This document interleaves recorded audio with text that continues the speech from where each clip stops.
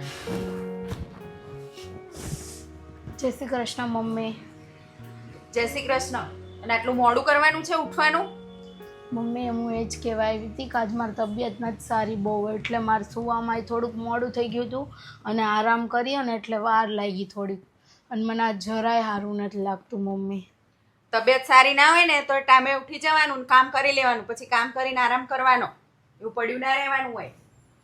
પણ મમ્મી મને સાચું આજે નથી સારું, બહુ હાથ પગ દુખે છે અને ખાવાનું જરાય ભાવતું નથી, મોઢું કડવું કડવું થઈ ગયું છે એકદમ. ખાવાનું ના ભાવતું હોય 2 દાડા નહીં ખાવાનું. ના ખાવ તો કઈ મરી ના જવાય 2 દાડામાં. ખાવાનું નથી ભાવતું. જા આમ ભાભી માટે ચા બનાવી દે.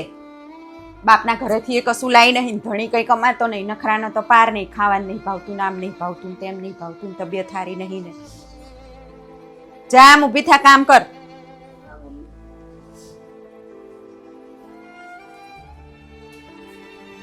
મમ્મી હા 10 વાગ્યા, હજી મારી ચા મારી રૂમમાં નથી આવી. અરે બેટા, પેલી ચા હજુ તને ઉપર આપવા આવી નથી? કોઈ આવ્યું નથી. મારો ટાઈમ થાય ને એટલે મને ચા જોઈએ યાર મમ્મી, મારું માથું દુખે છે અને મને આજે ગમતું પણ નથી.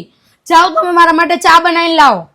મને આજે જરાય સારું નહીં લાગતું ને મને કાંઈ આજે ખાવાનું ભાવતું નહીં. મમ્મી મેં સાંજે ખાધું નથી, આજે મારી તબિયત જરાય સારી નથી, એટલે મને કોઈ કકડાટ ન છો તો મને ફટાફટ ખાવાનું આપો સારું બનાવીને. હા ચાલ હું બનાવી આવું છું બેટા. અને સાંજે ખાધું નહીં, અશક્તિ આવી જાય. અરે બાપરે, પેલી મેં કેટલી વાર કીધું છે પણ સમજતી જ નહીં. ચા આપ્યા. ચાલ એને નાટક જ છે નકરા.